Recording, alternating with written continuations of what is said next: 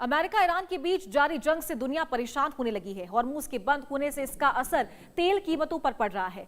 तो भारत की जनता पर महंगाई का एक और बड़ा वार हुआ है। करीब 2 साल तक स्थिर रहने के बाद आखिरकार पेट्रोल और डीजल की कीमतों में 3-3 रुपए प्रति लीटर की बढ़ोतरी की गई है और इसके साथ ही सीएनजी के दामों में भी 2 रुपए प्रति किलो तक का इजाफा हुआ है। यानी कि अब सिर्फ गाड़ी चलाना ही नहीं बल्कि घर का बजट संभालना भी मुश्किल होने वाला है, क्योंकि पेट्रोल डीजल की कीमतों का असर सीधे हर उस चीज पर पड़ता है जो आम आदमी रोज इस्तेमाल करता है। डीजल महंगा होने का मतलब है माल भाड़ा बढ़ना, ट्रक, टेम्पो और परिवहन का खर्च बढ़ेगा, तो दूसरे राज्यों से आने वाली सब्जियां, फल, दूध और राशन भी महंगे होंगे। तो किसानों के लिए ट्रैक्टर और सिंचाई का खर्च बढ़ेगा, जिससे खेती की लागत बढ़ेगी और इसका असर अनाज की कीमतों पर दिखाई देगा। तो वहीं बस, ऑटो और स्कूल वैन का किराया भी बढ़ सकता है। यानी ये बढ़ोतरी सिर्फ पेट्रोल पंप तक सीमित नहीं रहने वाली है, बल्कि हर घर की रसोई तक ये पहुंचेगी। सरकार और तेल कंपनियों का कहना है कि अंतर्राष्ट्रीय बाजार में कच्चे तेल की कीमतों में भारी उछाल के कारण ये फैसला लेना पड़ा है। पश्चिम एशिया में बढ़ते तनाव और ईरान अमेरिका संघर्ष की आशंकाओं के बीच क्रूड ऑयल की कीमतें $70 प्रति बैरल से बढ़कर $100 के पार पहुंच गई है और इसका सीधा असर भारत की तेल कंपनियों पर पड़ा है।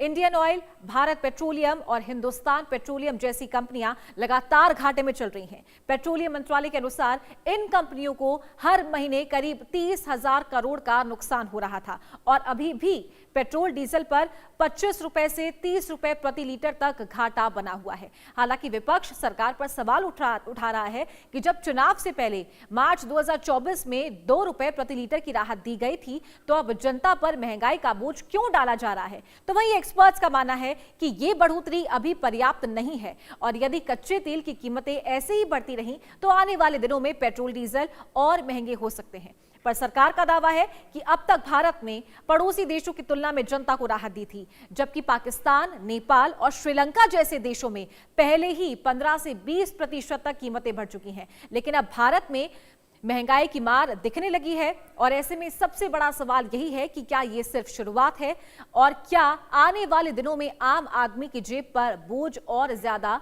बढ़ने वाला है। तो आज सुबह 6 बजे से ही जो बढ़ी हुई दरें हैं वो नजर आई है। महंगाई की बात करते हैं। क्रूड ऑयल महंगा हो गया। ये 10 अलग अलग तस्वीरें आपको दिखा रहे हैं। महंगाई, लॉकडाउन, बर्बादी का काउंटडाउन। लोगों में तमाम तरह की आशंकाएं जो हैं वो इस वक्त देखने को मिल रही है। क्रूड ऑयल $70 से बढ़कर $100 प्रति बैरल पहुंच गया है। पेट्रोल महंगा हो गया है, डीजल महंगा हुआ है। 3 रुपए की बढ़ोतरी पेट्रोल और डीजल में देखने को मिली है। सीएनजी महंगी हो गई है, सीएनजी में 2 रुपए प्रति किलो की बढ़ोतरी देखने को मिली है।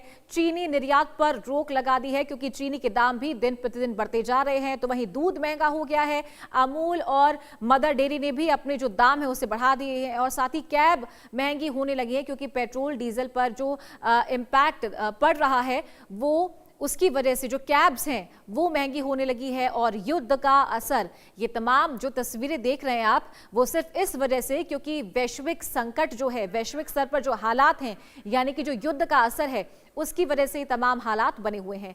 तो विपक्ष का वार लगातार देखने को मिल रहा है। और चलिए अब आपको बताते हैं, अखिलेश यादव ने भी एक्स पर पोस्ट किया है और ये जो एक एनिमेटेड पोस्ट है ये शेयर की है। ये देखिए आप, हमने तो पहले ही कहा कि साइकिल से बेहतर कुछ नहीं, पेट्रोल कम खर्च करे, प्रधानमंत्री ने कहा है। प्रधानमंत्री ने जो अपील की है उस पर बड़ा पलटवार किया अखिलेश यादव ने। तो पेट्रोल, डीजल और सीएनजी के दाम एक साथ बढ़ गए हैं। इस बढ़ोतरी से आम आदमी का बजट और भी प्रभावित होने वाला है। रोजाना वाहन इस्तेमाल करने वाले लोगों पर ज्यादा बोझ बढ़ गया है और इन सब के बीच समाजवादी पार्टी प्रमुख अखिलेश यादव ने इस महंगाई पर निशाना साधा है। सोशल मीडिया पर पोस्ट करते हुए उन्होंने लिखा, आगे बढ़ना है तो साइकिल ही विकल्प है। उनका ये बयान लोगों के बीच काफी चर्चा में बना हुआ है। अखिलेश यादव ने केंद्र सरकार पर महंगाई बढ़ाने का आरोप लगाया है और क्या कुछ कहा है अखिलेश यादव ने, वो भी सुनते हैं। ये पतन का अपना ऐलान किया है। जो संकट बता रहे हैं, संकट तो बीजेपी खुद है। सत्ता में कौन लोग हैं? बीजेपी खुद है।